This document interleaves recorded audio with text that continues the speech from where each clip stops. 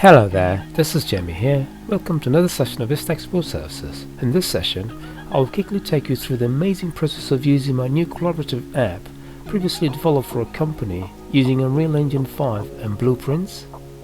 The original app was created for one of my clients to enable them to stream the full 3D scene on a standard web browser in real time, while being able to explore the scene and add comments from a laptop or low spec computer. For obvious reasons, I can't showcase my client's project publicly. Instead, to showcase the app, I'll be using the Evermotion scenes, as you can see here.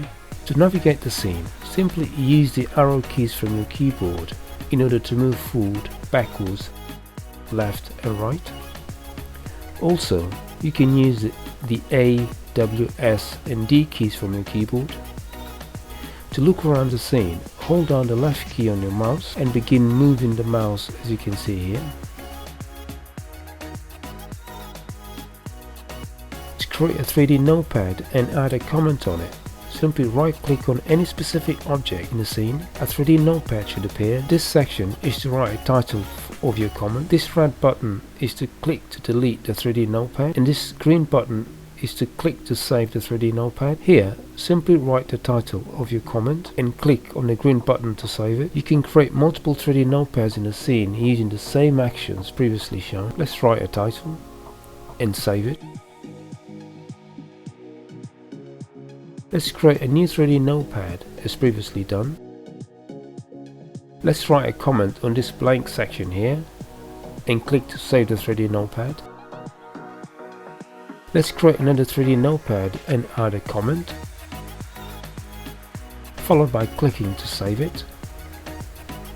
To quickly teleport yourself between each of the 3D notepads previously created throughout the scene, simply click on these widget titles seen here on the top right corner. These widget titles automatically appeared in the top right corner every time a new 3D notepad with a title was created in the scene. To delete a 3D notepad, simply click this red button here.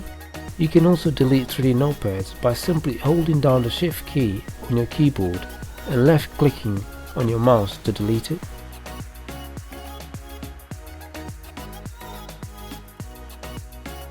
Before taking a high resolution render, always hide the 3D notepads in the scene. To do so, simply click this button to hide UI. To reset the initial position of the camera, simply click this button to reset position.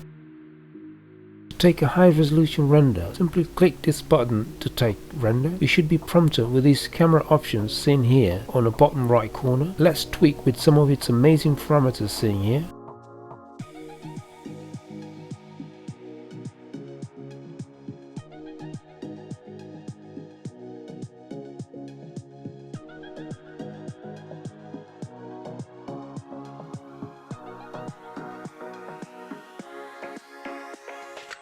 Once you're happy to render, simply click this button here to take photo.